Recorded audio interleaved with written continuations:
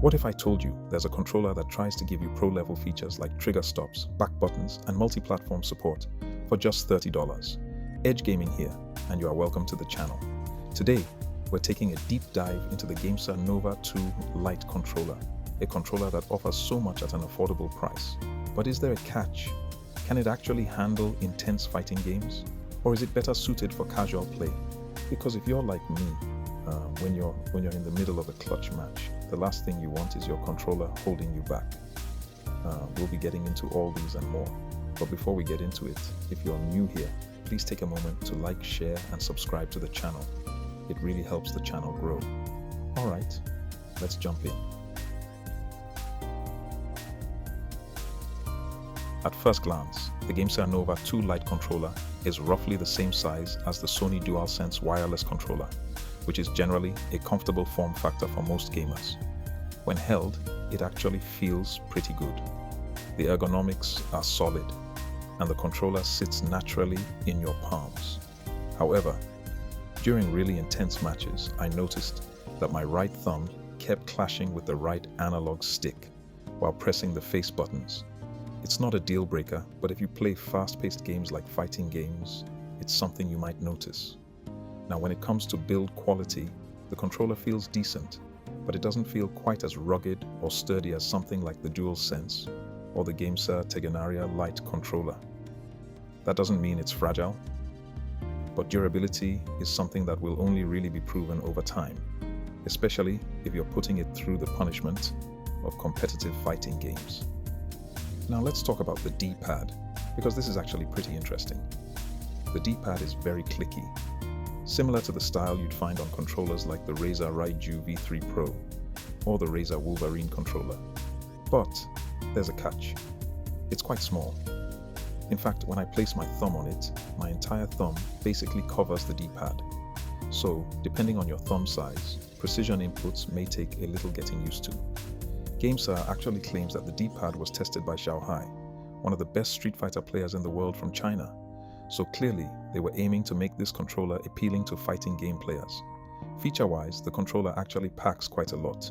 Trigger stops to switch between analog and instant inputs, Hall effects joysticks for drift reduction, and remappable back buttons.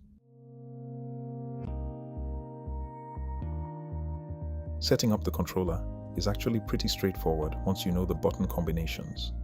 To connect wirelessly, you hold down the home button along with another button depending on the device you want to pair with. Here's how it works. Holding down the home and B connects you via Bluetooth or Android. Holding down the home and X connects you via USB dongle. Holding down the home and Y connects you to the Nintendo Switch. Holding down the home and A connects you to iOS. Once you hold the buttons, the controller starts blinking a color. Green for the dongle, blue for Bluetooth mode, red for connection with Switch, and yellow for iOS connection. If the controller ever refuses to pair properly, there's also a force pairing trick. Just hold the home button and the center button together, and the controller will attempt to reconnect.